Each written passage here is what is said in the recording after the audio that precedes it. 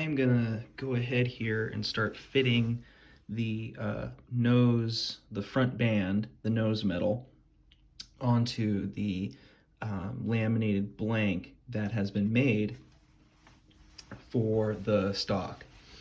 I wasn't able to do anything else on this blank until I sourced a front band. Recently, this band came to me. It was an ungodly amount of money, but I'm able to reverse engineer the rest of the dimensions I need to be able to fit the bayonet lug, the front band on, and then also any other dimensions that I may need for things like the retaining spring for all of this.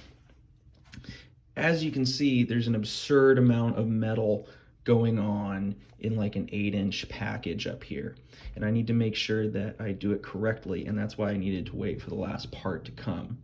This guy indexes right there, this cutout for the front band spring notch. Indexes right there.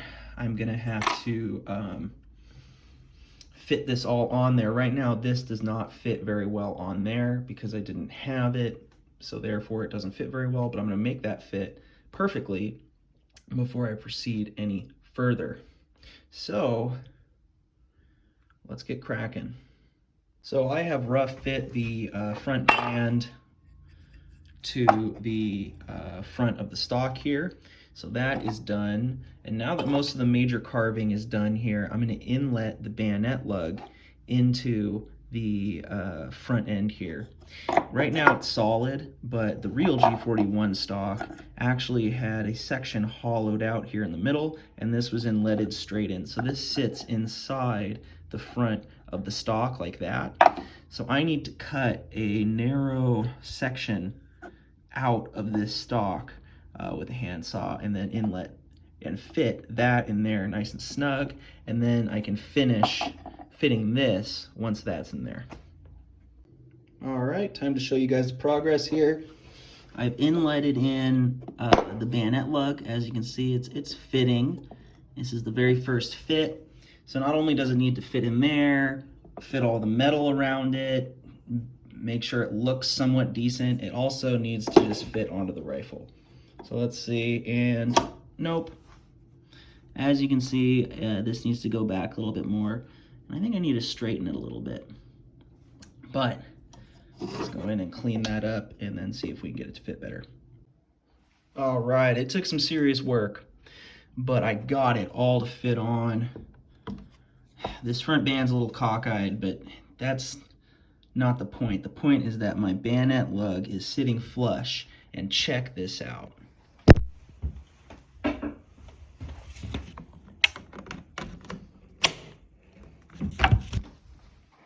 It fits a bayonet perfectly. This is my way too nice to be on the workbench, but it's the only one I got, K98 bayonet. And look at that. It just fits perfectly on this thing. I love it. This is just all dry fit, rough fit together, but I'm really happy with how this bayonet lug fit in there because I do plan on putting a bayonet on it for displays or just for the hell of it. So my next steps, well, my next step is going to be figuring out how to inlet in this band spring, and I need to pin the bayonet lug in. There's a hole that's drilled through either side of the little tongues of the front end of the stock that I drive a pin through, a metal pin. I'm gonna have to make that pin that in, do some finish sanding, and then just kind of leave it in there. I don't ever plan on, that's kind of a permanent fixture of the stock, that bayonet lug. You don't take it out unless you're doing really heavy duty maintenance. So I just want to put it in there and forget it. Now, you're probably asking, why haven't I pinned this on yet? Why haven't I permanently affixed this whole thing? Because it'd be so difficult and dangerous to that joint to be manipulating this whole stock every time I want to do some work on this or clench it in the vise. I am leaving this forend off and unattached to the main stock until all of the primary building on this thing has been done.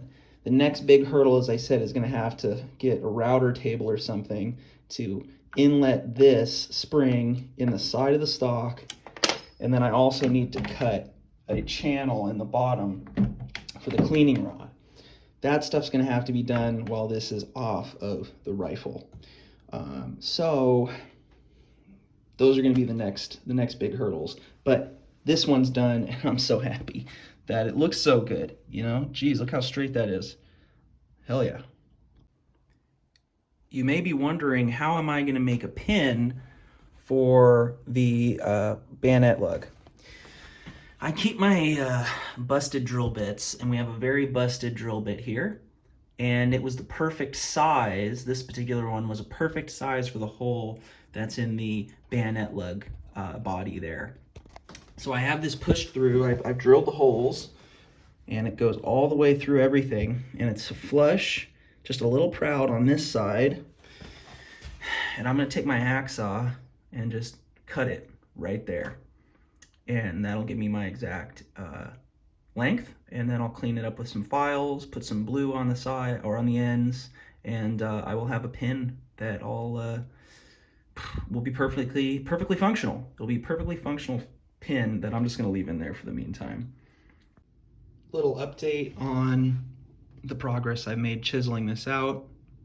I'm going very, very slowly, and I'm going very exactly because these lines need to be straight, or otherwise this thing will just look terrible when it's finished. These very surface lines need to be as parallel as I can make them, and I think I'm doing an okay job. So we'll see how it goes. I just wanted to show you guys just an in progress of this chiseling process. I fucking did it, dude. I did it. I am blown away at the fact that I was able to chisel that out, make it look as good as it does, and it's not even finished. Look, there's still stuff that I need to lightly sand and clean off. This is just, I just tested the fit. Everything fits. I didn't blow through the other side. The action fits in, and the front clips on, bayonet lug works. Dude, this is a big win. I was really dreading doing this. I had a guy tell me that the only way I was gonna be able to do this was with a router table.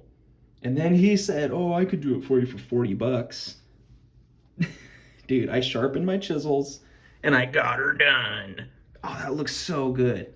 I'm gonna do something similar on the bottom because the G41, the bayonet, or not the bayonet, the cleaning rod, it rode in a little trench just like this on the bottom, and that's why there's this flat piece here milled out, because there's going to be a little trench in there. It slips through that channel underneath the bayonet lug and goes straight in here, and then there's a nut that's buried back here with a little hole drilled to it. I'm going to do all that at another time. Right now, I'm just reveling in the win that was getting this all put together. Wow, it looks great. All right, it is time for one of the final operations to be done on this fore end. It is going to be inletting the channel, which goes right down here where the cleaning rod fits. It won't be the very last thing. A short hole needs to be drilled back here, and then a nut that needs to be embedded in the stock for the cleaning rod to go into. But by far, the most difficult part of this whole operation is going to be channeling another straight little channel right in the base of this stock. So without further ado, I'm going to get into it. Here is an in progress of just beginning to get this channel carved out. Really want to take my time because I've spent so much time on this piece of wood. It would just it would be a major setback if something were to happen to it that I didn't want. So I'm just really taking my time with it, and I'd say we're about a third of the way done right now. So here is the test fit. I just did a lot of the carving on my cleaning rod channel. I have the cleaning rod here. I have the bayonet lug test fitted here, and we're just going to see here if I just, it should just go straight through. Let's take a look here. It looks like the back is riding up a little high, so I want to carve out a little bit back here. But that fit looks really good. And then I'm going to run in here with an extra long drill bit and punch that through so that the hole is finished, because this will need to go in there. But that looks pretty good, and it's ready to be cleaned up. I want this to lay a little flusher back here, and then I'm going to go in and sand and clean up some of the frog hair that's left on this. But that looks pretty good, folks. Look at that. Yippee. It looks pretty good. I'm happy. I am a average carpenter, and patience just was king here. I just did a little bit at a time. And both of these channels, the one on the side for the spring and the one here on the bottom for the cleaning rod, are really looking good. All right, the final operation to be performed on this forend before it gets acroglassed, pinned, etc. onto the rest of the stock is the cleaning rod retention nut. You may wonder, what keeps the cleaning rod inside the forend? What keeps it from just eventually working its way out and falling out or moving around? What retains it? Well, it's a little threaded nut. This nut is buried inside the barrel channel. It's accessible through the barrel channel. So this thing is sunk with an oblong hole down into the forend. There it sits to receive the end of the cleaning rod.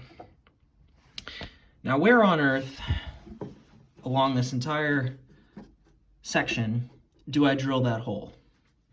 I'm going to look at pictures of G41s, and I'm going to see how long that cleaning rod needs to protrude. I'm going to mark that and then use the cleaning rod itself to figure out exactly where that hole needs to be. Stay tuned, I'll show you how I do that. Okay, I have the forend mocked up, just dry fitted, the cleaning rod inserted, and I'm using the front sight post / gas cylinder to index roughly where the cleaning rod should be. As we can see, the cleaning rod's only about ½ centimeter, maybe 3/4 of a centimeter away from the front of the end of the sight base, and there I have it mocked up. This is the proper length. This is an original World War II cleaning rod, and it's as close as I want it to be. It looks just like the pictures here on page 193 of Rough Forged Part 1. And so this is where my cleaning rod is. What I'm going to do is I'm going to mark that with some blue tape, take it out, and then index it on the back. I'll show you what I'm going to do next. Okay, I have that cleaning rod out. I have the blue tape that marked exactly where it met up with the end of the bayonet lug. So I'm going to lay it on top, I'm going to line that up, oops, and it's going to give me an exact place, bingo, right there where I need to drill the hole, just on the other side. As a matter of fact,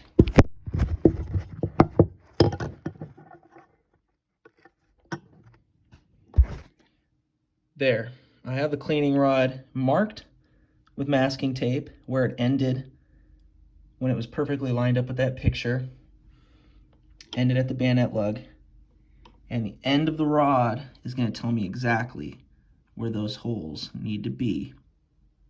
The only thing is I need to be really careful not to punch through the bottom of this stock. That would be a bad, bad thing. And we're going to be getting within ½ centimeter or less of the bottom of this wood. This is going to be a big pucker factor moment, but it has to be done. Just like that, I have the area, the place that my cleaning rod retention nut needs to go into. So what I'm going to do is I'm going to drill a hole, and I'm just going to bust through into the channel that's drilled in there for the cleaning rod to go into. I actually went all the way through the back when I drilled that, and after this is installed and put in place, I'll actually just plug that with a dowel so it's solid again, and I'll plug it up to where the nut is. But I just need to bust down into that channel and not go any further, because this is getting real close to ruining this piece if I go through the bottom there. All right, check it out.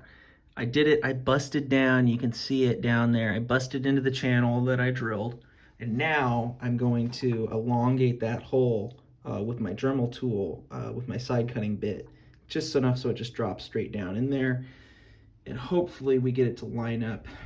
And then when I punch that rod in there, I'll acroglass the whole thing, and the acroglass will hold this in place. This doesn't need to be removable on this fore end. I just need it in there. And boom, we're home. The nut's in there. This is threaded in. You can just, it is totally on there. See, it's on there. There's no way this is coming out without unscrewing it from that net. I just Dremeled out that hole, and god damn, I was pretty scared I was going to bust through the bottom, but I kept some fingers down there to make sure if I was getting close I'd know. And we're good. We're gravy, dude. This thing is done. So I plugged the back hole with a walnut dowel, and then I have epoxied in with the cleaning rod attached, so it's all lined up perfectly, the nut. And the nut's going to stay there, hopefully forever. It's not something that needs to be removed, and I don't think this weapon is not going to see field service ever again. That nut just needs to be there and be in the perfect position, and that epoxy is going to hold it there. This dowel is going to get cut short, and then everything's going to be filed flush, and this is again going to be a smooth face of just wood, which is going to give me a lot more options than having a big hole in the middle for when I finally figure out how I'm going to pin this to the rest of the stock. I need all hands on deck in terms of surface area back here, so that's why I plugged that hole. All right, we're going to let this dry overnight.